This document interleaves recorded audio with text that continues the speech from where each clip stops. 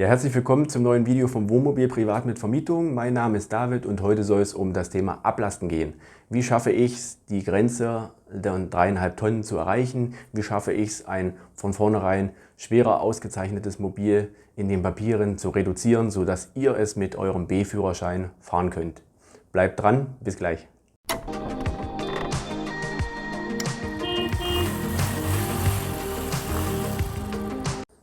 Ja, schön, dass du dabei bist. Grundsätzlich erstmal zum Ablauf des Videos. Wir werden erstmal schauen, was ist der Grund und der Hintergrund, warum mache ich das überhaupt, eine Ablastung. Dann reden wir über den Ablauf.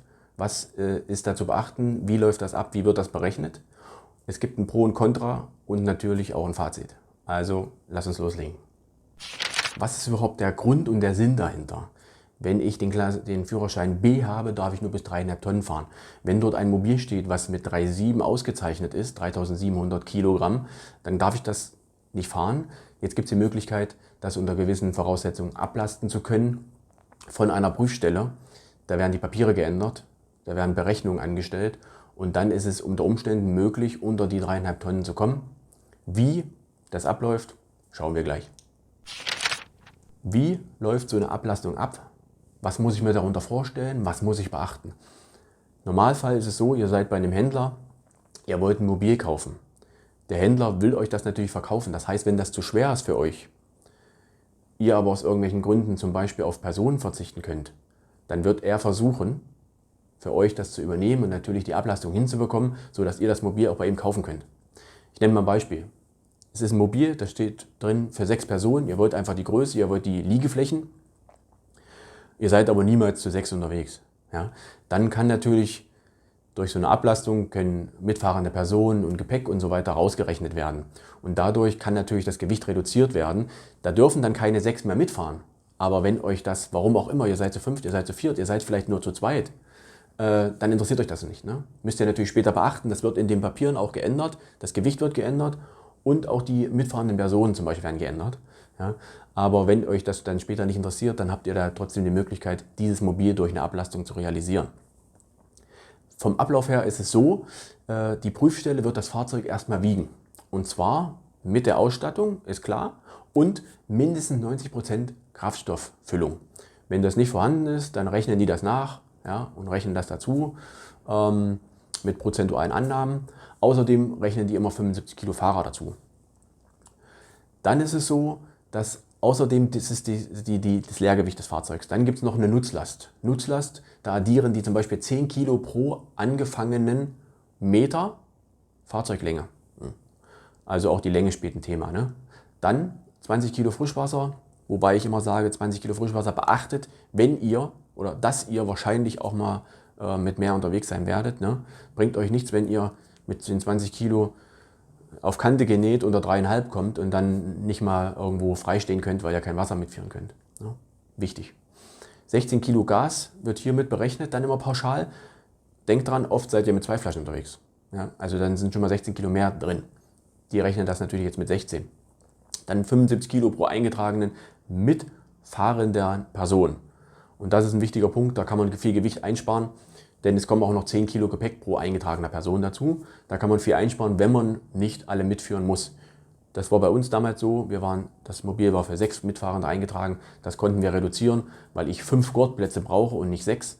Aber bei 5 Gurtplätzen, da wird es am Markt schon sehr eng mit Mobilen. Weil die meisten sind natürlich für maximal 4 Personen ausgelegt zur Fahrt. Und wenn ich zu 5 unterwegs sein möchte, dann wird es oft schon eng. Dann muss ich oft schon so eine Option in Betracht ziehen. Ja? Außerdem 10 Kilo Gepäck, hatten wir schon gesagt, pro Person. Und dann wird Leergewicht plus Nutzlast addiert und da müsst ihr unter den 3,5 Tonnen liegen. Es gibt außerdem noch Möglichkeiten, nur dass ihr es mal gehört habt, parallel oder zusätzlich in Abstimmung Hersteller mit Prüfstelle so eine Vollabnahme zu machen. Das ist nochmal ein anderes Thema, gehe ich jetzt nicht näher drauf ein. Nur, dass ihr es mal gehört habt, wenn so ein Fall besteht, dass man das mal im Hinterkopf hat und vielleicht sagt, da war noch was, ich beschäftige mich jetzt mal näher damit, weil ich dieses Mobil haben möchte. Ja? Dann kommen wir jetzt zur Pro- und Kontra-Seite von so einer Ablastung. Ganz klar, Pro ist erstmal, dass ihr 5 oder 6 Personen plötzlich möglich werden, mitführen zu können. 6 lasse ich jetzt mal ein Fragezeichen, aber Bei mir war es auch so, dass ich plötzlich zu 5 unterwegs sein konnte. Das Riesenproblem ist immer, man braucht einen 5. Gurtplatz. Und diesen 5. Gurtplatz, der kommt oft einher mit einem sehr hohen Fahrzeuggewicht. Ja? Und wir haben ein Mobil gefunden, das war ein bisschen zu schwer, das hatte 6 Personen. Wir konnten eine Person rausnehmen, wir dürfen jetzt nur noch zu 5 fahren, was uns reicht.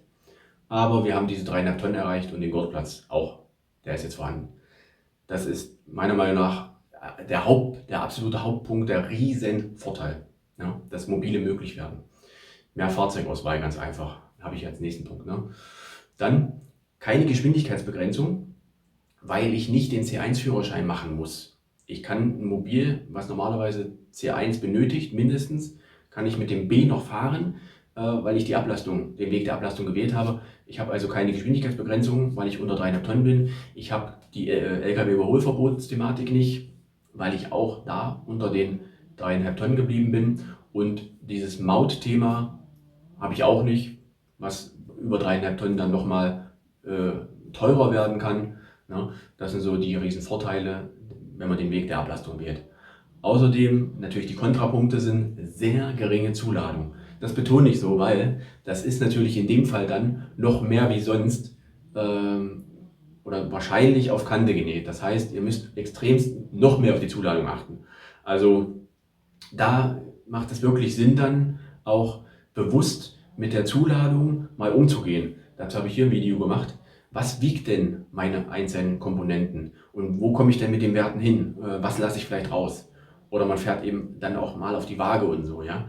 Ihr müsst euch bewusst sein, wenn ihr ablastet, dann habt ihr nicht unendlich Zuladung, sondern das ist dann grenzwertig. Ne? Ja, zum genauen Messen empfehle ich euch so ein Gerät hier. Damit könnt ihr nämlich schnell und einfach mal bestimmen, was wiegt denn das einzelne Teil. Wie ihr seht, einfach dranhängen und ihr wisst genau, was los ist. Hört sich jetzt ein bisschen blöd an, aber wenn ihr einmal genau Gewissheit haben wollt, was habe ich, was wiegen meine Teller alle, Beutel nehmen, Teller reinlegen, dranhängen, 4 Kilo, 8 Kilo, Kabeltrommel, meine ganze Werkzeugkiste und so weiter, das ist ganze Kleinkram, einfach mal addieren. Dann habt ihr eine Zahl und ihr werdet euch wundern, diese ganzen einzelnen Kilos, da kommt am Endeffekt eine Summe raus, die ist bedeutend, entscheidend. Ne?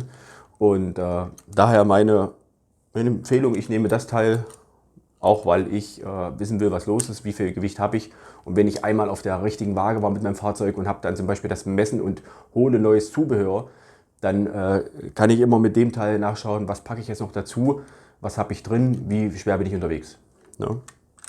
Ist nicht schlecht, kostet glaube ich nur 10 oder 12 Euro oder so. Ich verlinke euch das mal unten, dann kommt ihr da gleich auf die Seite, wenn ihr das braucht. Ne? Ja, da muss ich sagen, das ist eigentlich der einzige negative Punkt aus meiner Sicht.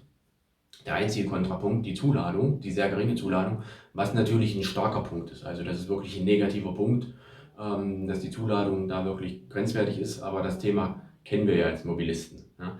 Da empfehle ich jedem einfach extremstens darauf zu achten. Ich habe da auch ein Video gemacht, wie die Gewichte zustande kommen, auch mal nachzumessen und bewusst damit umzugehen oder in einem Zustand, wo man los will, auf die Waage zu fahren und dann auch zu sagen, ich habe so und so viel zu viel, ich packe das und das raus, messe das nach, damit ich safe bin. Ja. Das war Pro und Contra, jetzt kommen wir zum Fazit. Meiner Meinung nach ist die Ablastung eine tolle Möglichkeit, ein Mobil zu kaufen, was normalerweise nicht möglich wäre.